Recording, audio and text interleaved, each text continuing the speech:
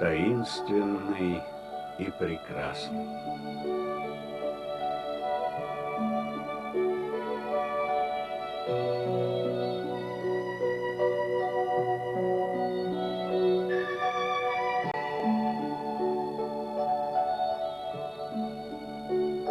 Роковой и оберегаемый свыше.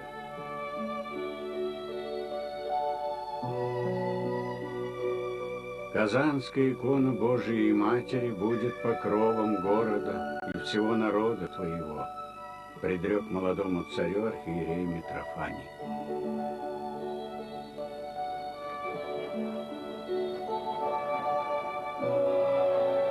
И если библейская башня рухнула, потому что Бог смешал языки строителей, и они не понимали друг друга, то Петровский Вавилон возник благодаря смешению языков людей самых разных национальностей.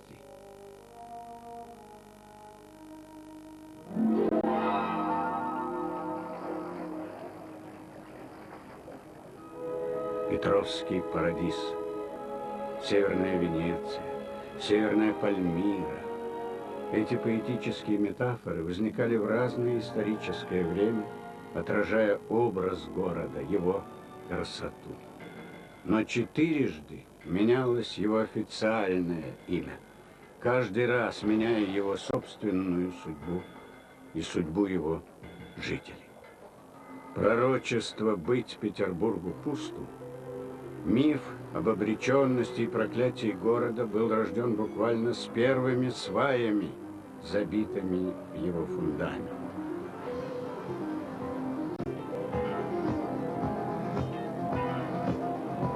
Однако миф опрокидывался бурлящей деловой жизнью столичного города. И была в нем во все времена своя реальность. Но главной реальностью стал сам город с его просторными площадями и водными проспектами.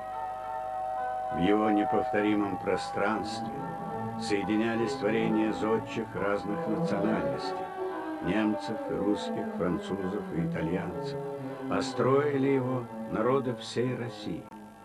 Но удивительная целостность несоединимости поражала еще современников.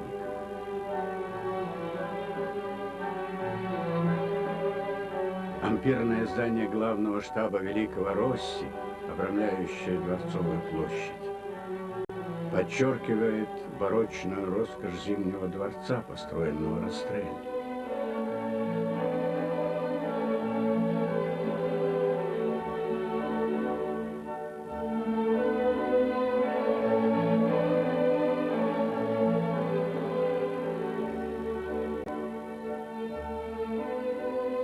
Стоящие рядом здания разных эпох, стилей и мастеров не мешают друг другу, а соседствуют в гармонии.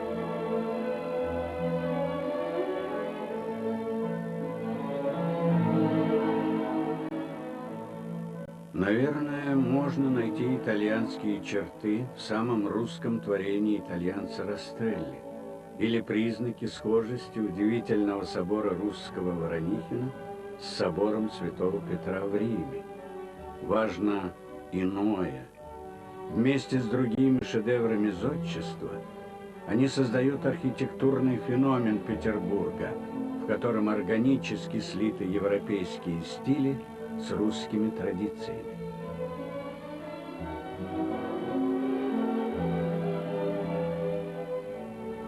И здесь имена русских и иностранных мастеров неразделимы. Потому и вырос город, не знающий себе равных по числу уникальных памятников. Но город соразмерен человеку. Его реки и каналы – живые артерии города, его зеркало. И хочется здесь жить, наслаждаясь его красотой. А тогда, в XVIII веке, волевым усилием 30-летний Петр, словно бросая вызов судьбе, начал строить город. Он возник на самом краю России, на одном из первых отвоеванных у шведов островов. Место сие, на котором построен град, есть оная Ингерманландия, по нашим старым летописцам, именуемая была Ижорская земля, издревле всегда принадлежала Всероссийской империи, писал Богдан. Отсталая сухопутная Московия еще только начинала Северную войну за земли Отчич и Дедич, за выход к морю. Продлится она 21 год и составит всю военную биографию основателя города. И чины свои Петр выслужит в боях, и титул императора он получит за заслуги перед своим отечеством.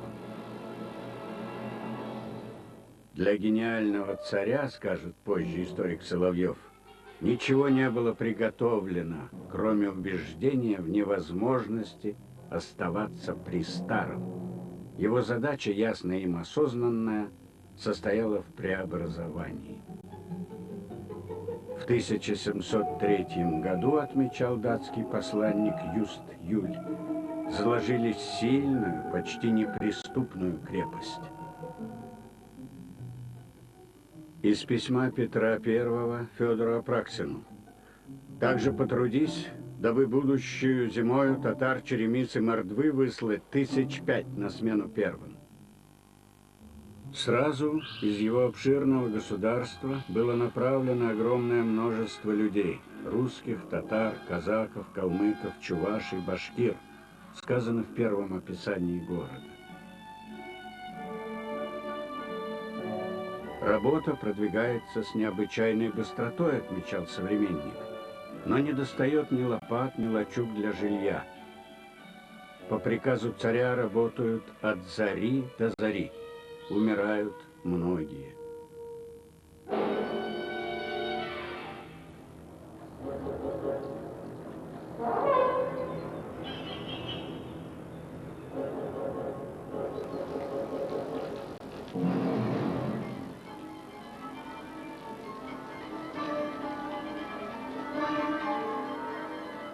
По словам историка Ключевского, едва ли найдется в военной истории побоище, которое вывело бы из строя больше бойцов, чем сколько легло рабочих в Петербурге и Кронштадте.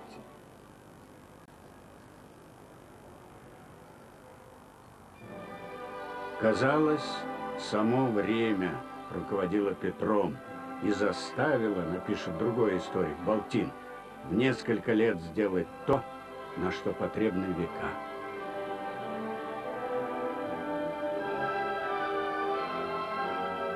Манифестом он приглашает из чуждых народов не только искусных в воинском деле мастеров, но и других добрых делах, служащих для процветания государства. Царь предоставляет иностранцам гарантии вероисповедания, суда по римскому праву и прочие льготы. Первому архитекту цивили и милитари Доменико Трезини он положил жалование в 1000 русских рублей, что в 3 раза превышало его собственный оклад бомбардира-капитана. До нашего времени сохранились в топонимике и описаниях иностранцев первые слободы Петербурга. Позади сытного рынка за Кронверком расположена была татарская слобода, где татары, калмыки и другие жили каждый на свой лад по своим обычаям, свидетельствует справочник Михневича «Петербург весь на ладони».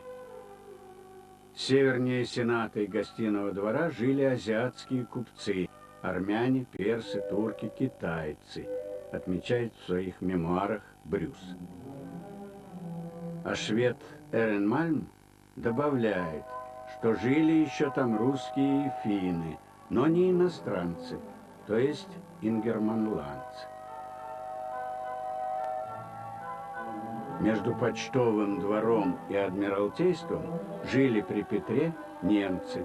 Это нынешняя Миллионная улица. Южнее, от Мойки до Дворцовой, были финские шхеры. Заселяли их преимущественно финны и шведы.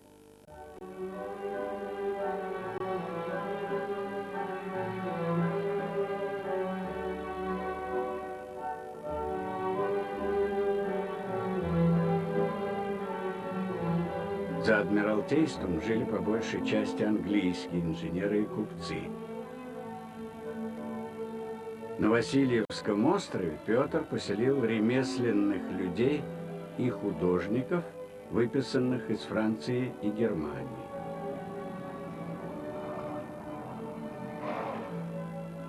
Сегодня приметами прежнего расселения остались церкви, соборы и храмы многих конфессий.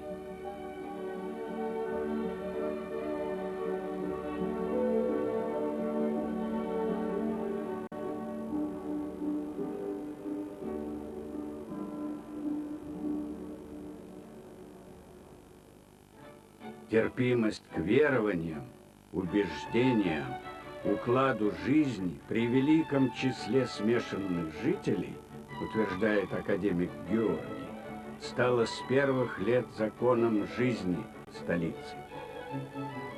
Иначе и быть не могло там, где бок о бок с русскими мастерами и зодчими проектировали немцы, итальянцы, французы и швейцарцы, где торговали английские купцы и выходцы из Армении и Прибалтики. Пожалуй, не найти другого города, где одни и те же люди говорили на столь многих языках, и так плохо, что со стороны их речь могла быть принята за новый иностранный, вспоминал современник.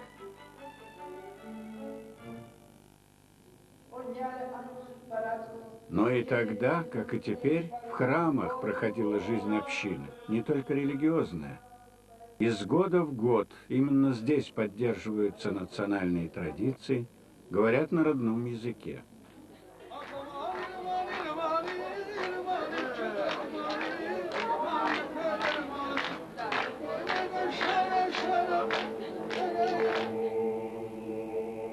Сегодня в Петербурге около 300 действующих храмов. Здесь исповедуют 40 из 50 религий, существующих в мире. Но путь к нынешнему возрождению был трагическим и сложным. Когда пришел год 17-й, общеевропейский дух Петербурга был сломлен. Уничтожались и рушились храмы. Не пощадили даже самый первый собор города, Троицкий. А ведь он был ровесником города. На месте немецкой реформатской церкви стоит теперь дом связи. Стерта с лица земли греческая церковь. Там теперь БКЗ Октябрьский. И уже совсем в недавние от нас времена уничтожена церковь на Сенной площади. Всего не перечислишь. А тогда, открывая окно в Европу, а европейцы его изображали уже в виде кованых ворот, Петр начал приобщать свои народы к культуре века Просвещения. Светило европейской науки Лейбниц видел в России неограниченные возможности. По проекту лейб-медика Петра Блюментроста была создана Академия наук с университетом и гимназией, триединый научный учебный центр. В университет и гимназию принимали инородцев. Самолучшие ученые люди должны были не только написать книги и учебники, но и по часу читать лекции студентам, отчего университету прибыль, писал позже Георгий. Подготовка отечественных специалистов при Петре стала государственной политикой. И начался взаимный процесс познания европейцами России, а Россией самой себя.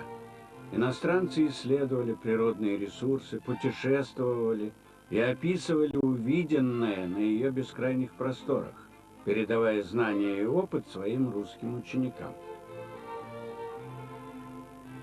Они исправно служили России и доказали, что может собственных Платонов и быстрых разумом Нефтонов российская земля рождать.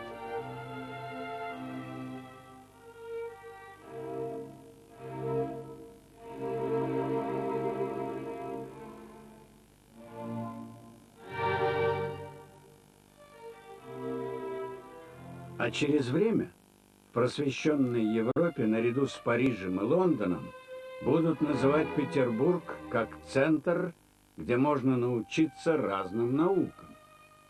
Петр де сведущ был в науках и сумел организовать все, что для них необходимо, отмечали иностранцы.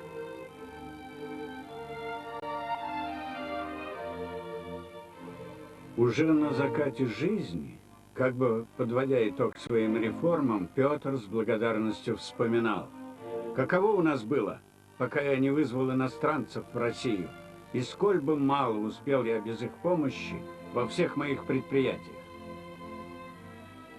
В течение долгого времени Европа как целая жила более реальной жизнью на берегах Невы, чем на берегах Сены, Темзы и Шпрее, отмечал русский мыслитель Георгий Федотов.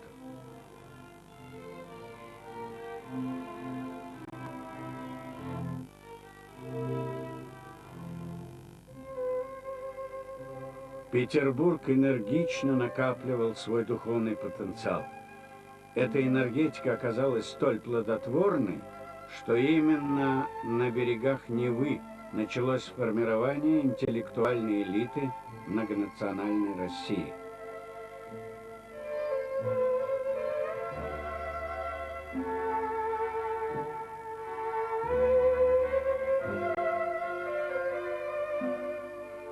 Не забудем, что немцы стояли у истоков многих полезных начинаний.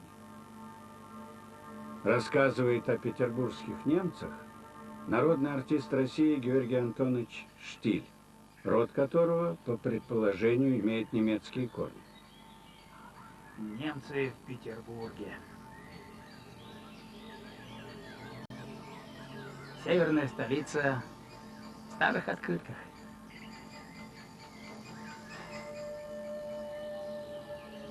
Памятник Крузенштерну. Он замечательный памятник Крузенштерну. Тоже немец. А это принц Ольденбургский. Среди иностранцев именно петербургские немцы освоили такой широкий спектр государственной, экономической, научной и творческой деятельности, что потребуется не один полнометражный фильм, хотя бы для общей информации об этом. Они были в числе первых строителей новой столицы. 2 десятилетия немецкие академики бессменно возглавляли Российскую академию наук. Новый большой приток иностранцев, и в их числе немцев, был связан с известным манифестом Екатерины II с приглашением селиться на праздных землях. В Питере такими местами стали Веселый поселок и Гражданка, которые обживали немцы. Россию и Германию издавна связывали тесные династические отношения. Кстати, супругами всех российских императоров, кроме Александра III, были немецкие принцессы. Понятно, что в царском окружении немцы занимали не последнее место. В ряду российских экономистов и финансистов были имена Рейтерна, Витте, Конклина.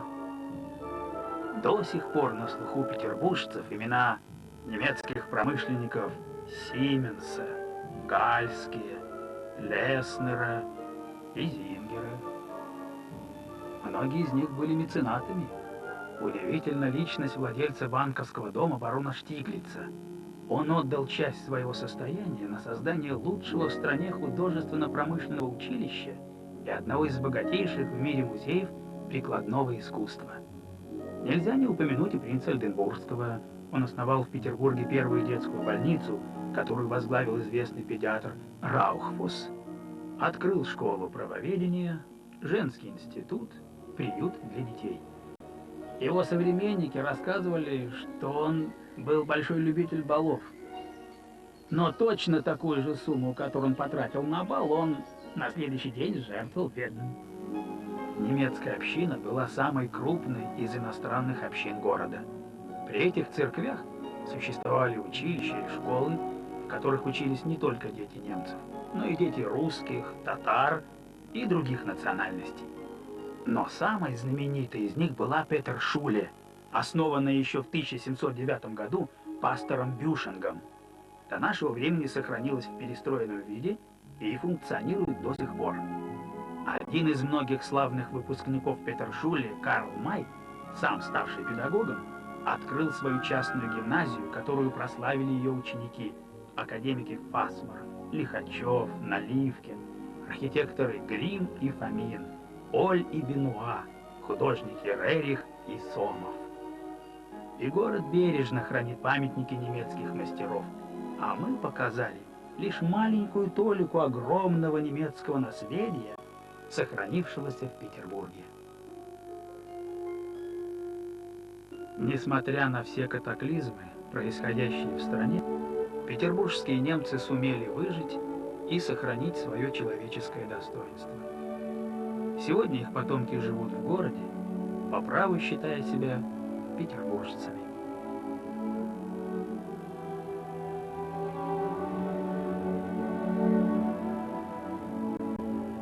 У ім'я Бога Отця і Сина і Святого Духа. Амінь. Дорогие сестры и братья, уважаемые дамы и господа, мы собрались здесь, чтобы вспоминать наших усопших, всех тех нашли здесь свое последнее спокойствие. И сегодня мы не только вспоминаем их словами, но также делами. Возвожу очи мои к горам, откуда придет помощь. Помощь моя от Господа, сотворившего небо и землю. Господь сохранит тебя от всякого зла, сохранит душу твою, Господь. Господь будет охранять выхождение твое и вхождение твое.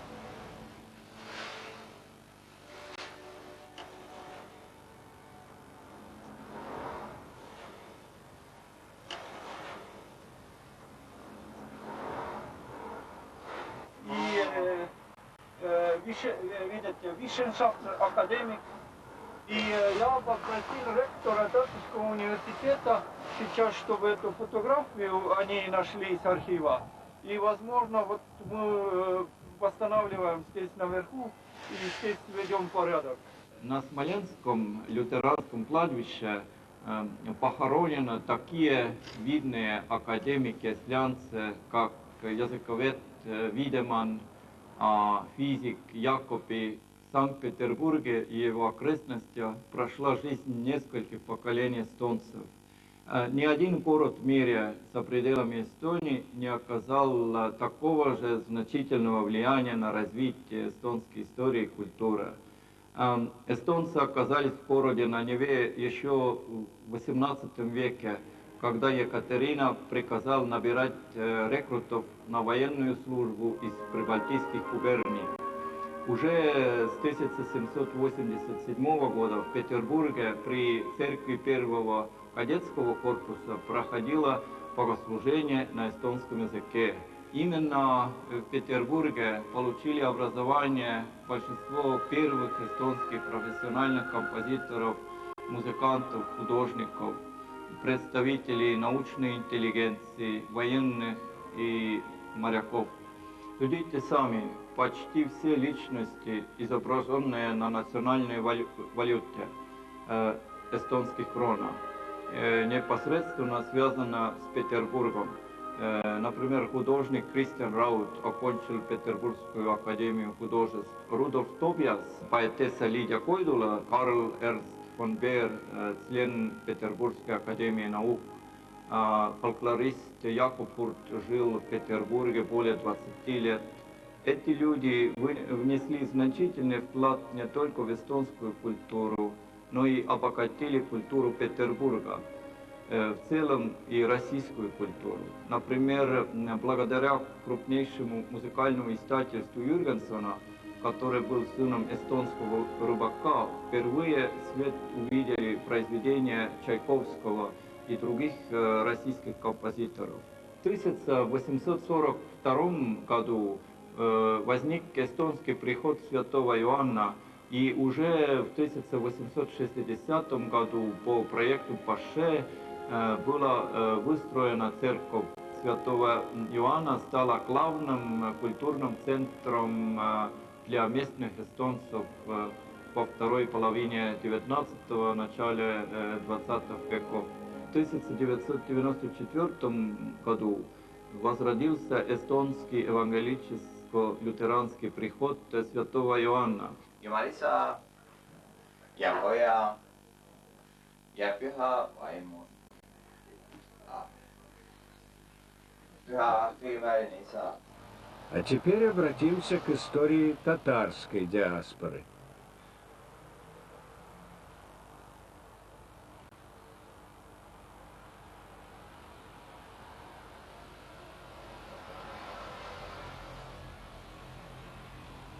Наш экскурсовод, член Ассоциации гидов-переводчиков России, Фарида Назмеева. В 1703 году по указу Петра I из каждых 10 дворов Казани, Касимова, Курнышева и других губерний забирали по одному мужчине на строительство города. И по свидетельству современников, работали они подкупщиками, били сваи, а потом всякую работу при артиллерии выполняли.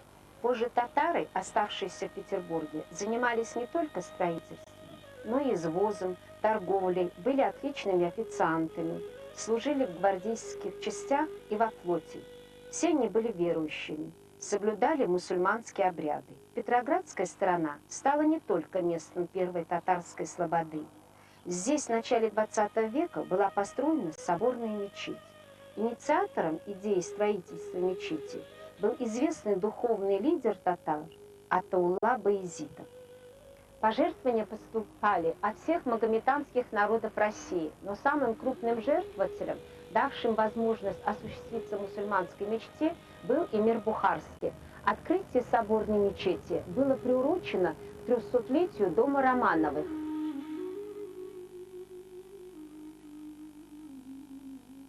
При Петре I в многонациональном городе не возникало национальных проблем. Его оценка человека определялась не этнической принадлежностью, а служением Отечеству.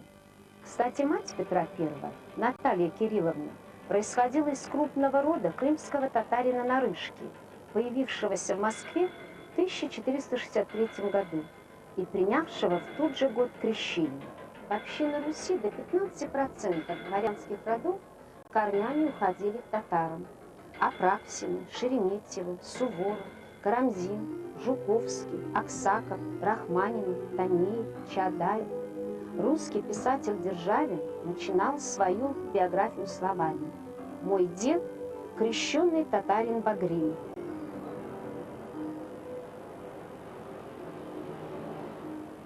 Род князей Юсуповых идет от Едигея Мангита, бывшего полководца Мутамерлана.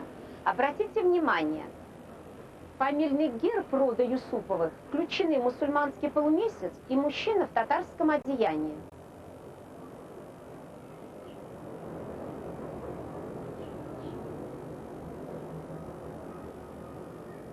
И с Зимним дворцом тоже связана наша диаспора.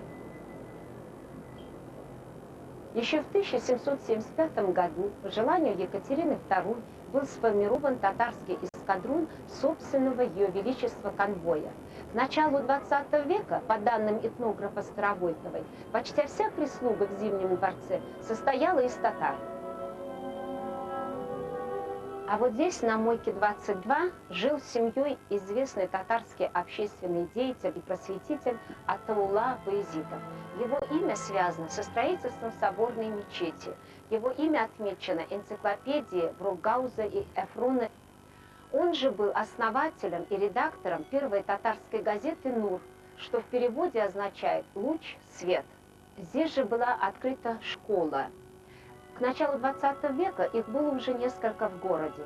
Татарская диаспора обогатила культуру Петербурга целой плеядой ученых-гуманистов, писателей: Муса Бегиев, Хусаин Фаисханов, Исмаил Бей Гаспринский, Карим Сагитов и другие. Здесь, в Российской национальной библиотеке, хранятся уникальные памятники ислама и книги Петербургской школы востоковедения и татарской литературы. А закончить эту экскурсию я хочу стихами души татарского народа Габдуллы Тукая. Его лучшим переводчиком была замечательная поэтесса Анна Ахматова. Кстати, сама она говорила, что ее бабушка принадлежала роду Ахмата из Золотой Орды. Отсюда и ее псевдоним. Наш свет не померкнет на русской земле. Мы – образ России в зеркальном стекле. Мы с русским народом сроднились давно. Во всех испытаниях стоим заодно. Такого родства временам не избыть. Нас крепко связала истории нить.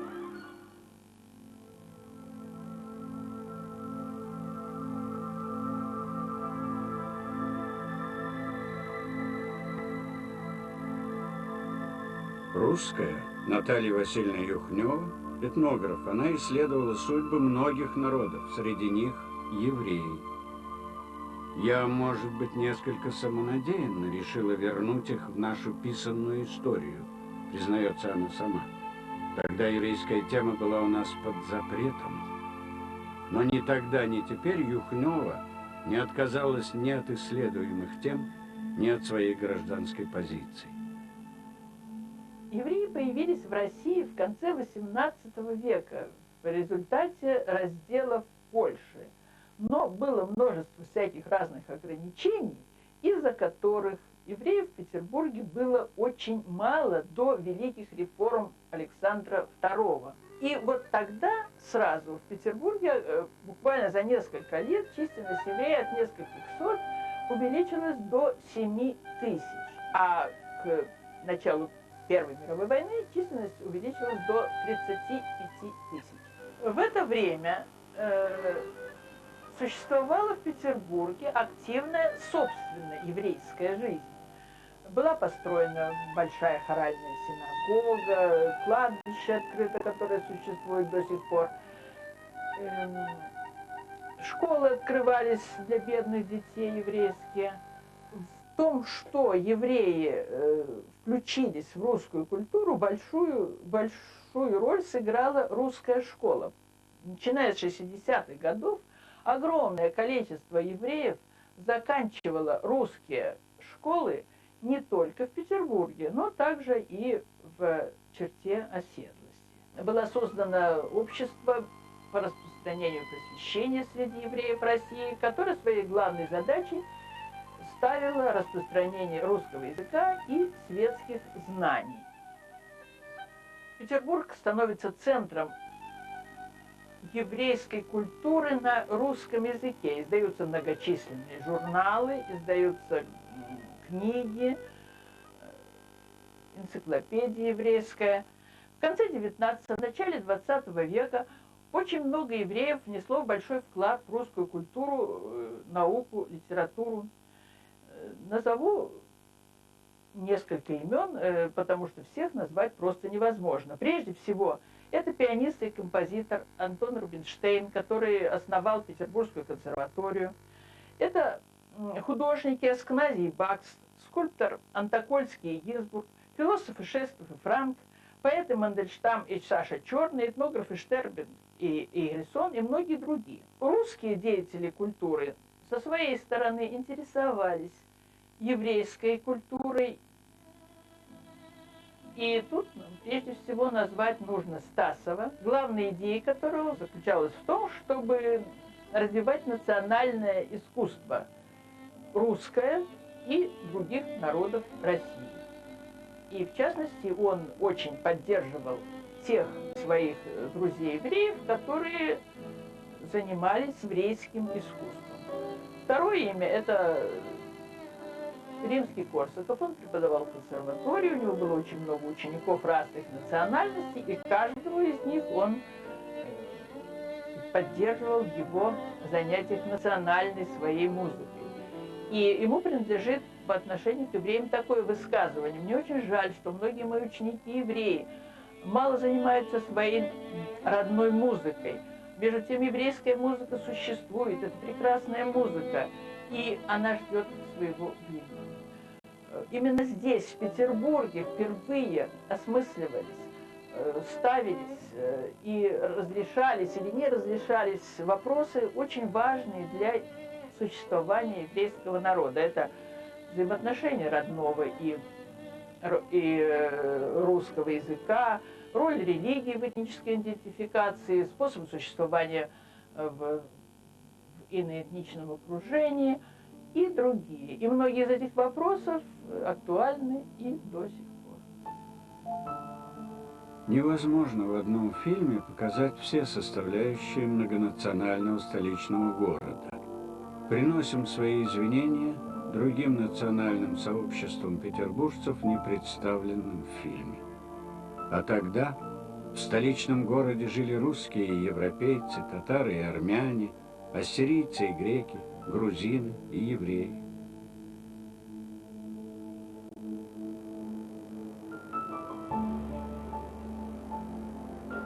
Национальность нашего города нельзя определить точно. Конечно, это русский город, но этот город одновременно является родиной для представителей 130 национальностей. И вот эти коренные петербуржцы разных национальностей, озабоченные сохранением своей национальной культуры в нивелирующих условиях огромного русскоязычного города, всегда стремились создать какие-то общественные организации для того, чтобы культивировать значимые элементы национальной культуры.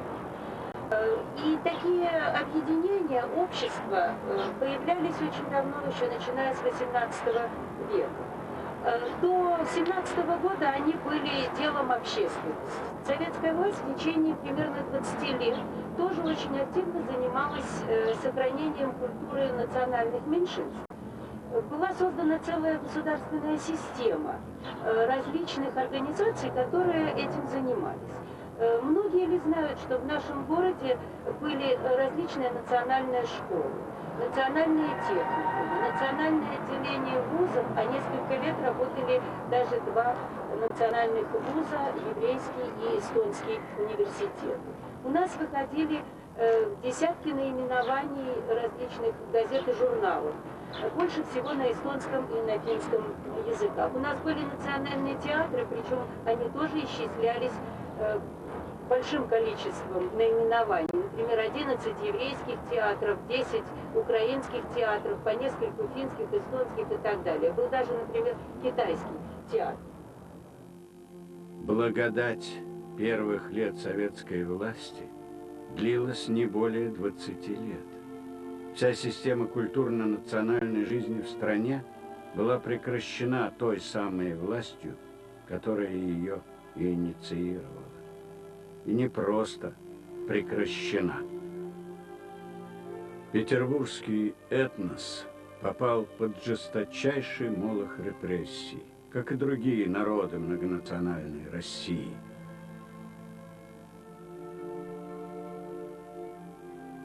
Помоги, Господь, эту ночь пережить.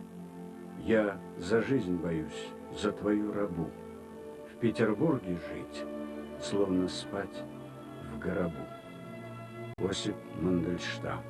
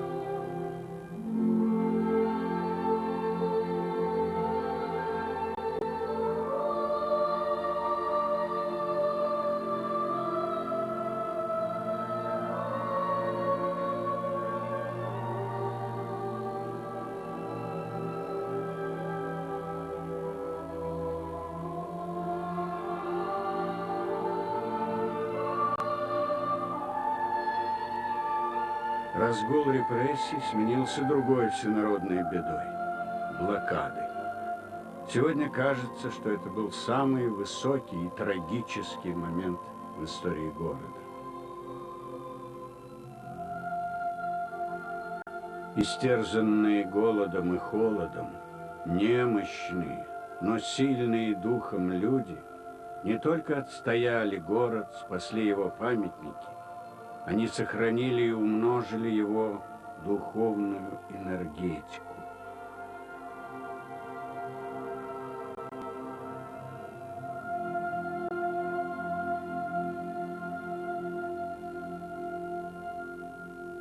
Национальность, отмечал Бердяев, определена не только кровью, но также языком, землей и прежде всего исторической судьбой.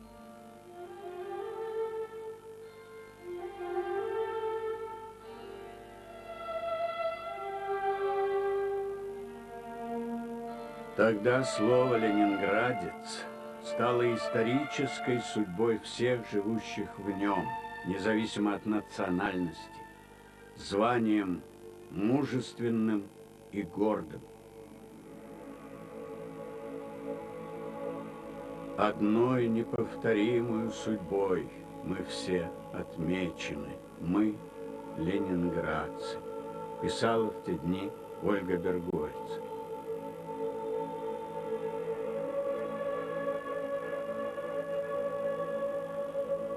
Только к концу 80-х начала возрождаться культурно-национальная и многоконфессиональная жизнь города.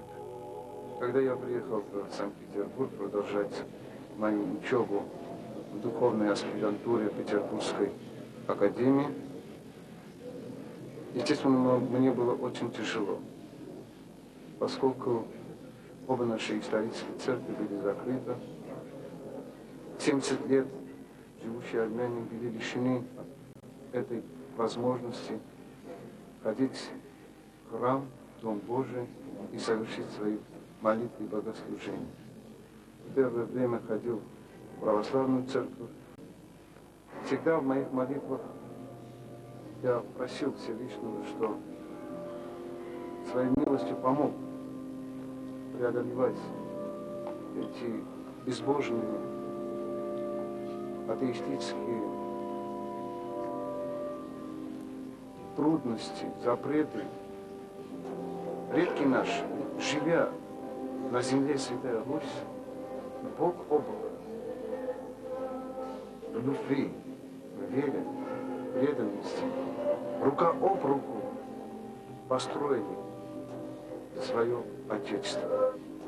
Нас объединяет не только наше прошлое, но и наше настоящее.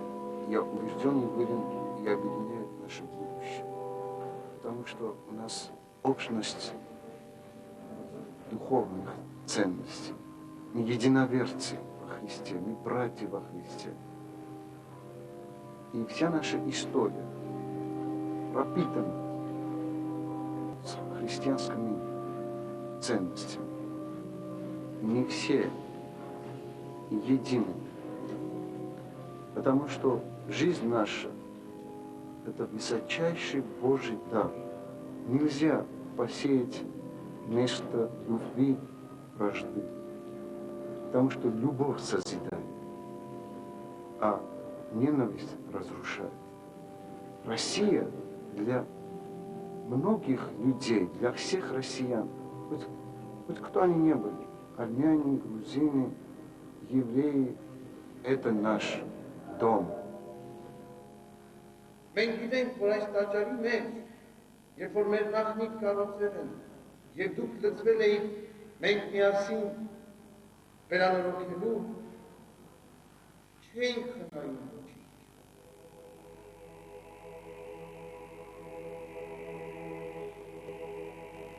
В последнее время отреставрированы и освящены церковь бывшего шведско-финского прихода Святой Марии, церковь Ингрии, церковь грузинского прихода Шестаковской иконы Божьей Матери.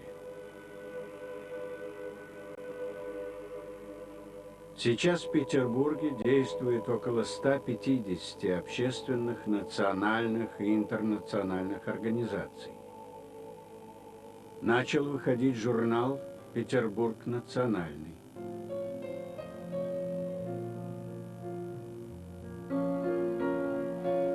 Традицией стали и национальные праздники.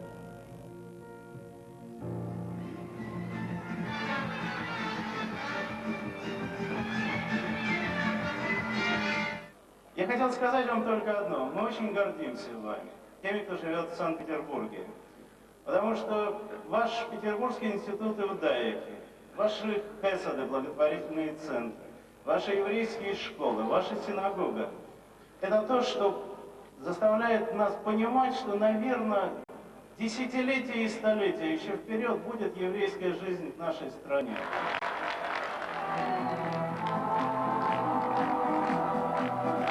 С давних пор на Руси Масленицу встречают, закликают, щоб українська пісня і груди лилася, серед потоку інших мелодій не загубилася.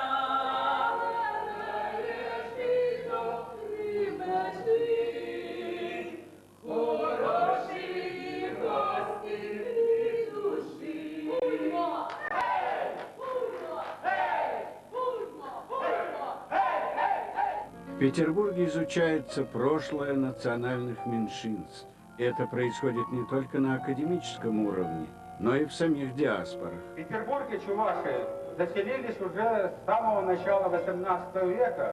По указам Петра I они строили здесь город, служили в рекрутах, заготавливали, доставляли корабельный лес для строительства нового российского флота. И современные чуваши, которые составляют 14 тысяч человек, трудятся на всех предприятиях, в организациях, прикладывая все силы к тому, чтобы наш город, который готовится к 300-летию, еще стал краше, еще лучше. Когда жива историческая память, у города есть будущее. В нашем городе в настоящее время до миллиона представителей совокупного населения различных нерусских национальностей. Это не менее 20% всего населения. К сожалению, в массовом сознании до сих пор не преодолен стереотип, что Петербург – это город только русский. Лицо кавказской национальности – этот неологизм, он не только безграмотный, он очень опасный.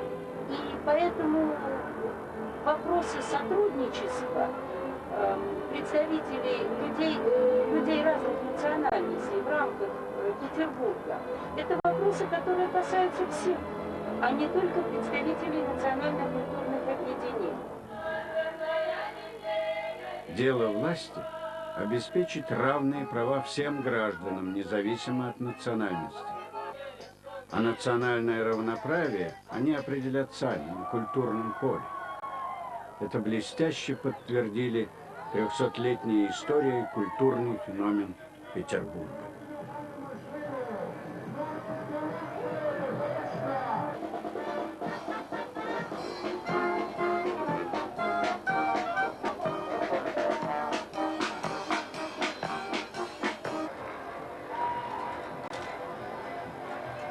Сегодня продолжение культурного диалога необходимо как никогда. И тогда энергетика созидания не покинет Невские берега.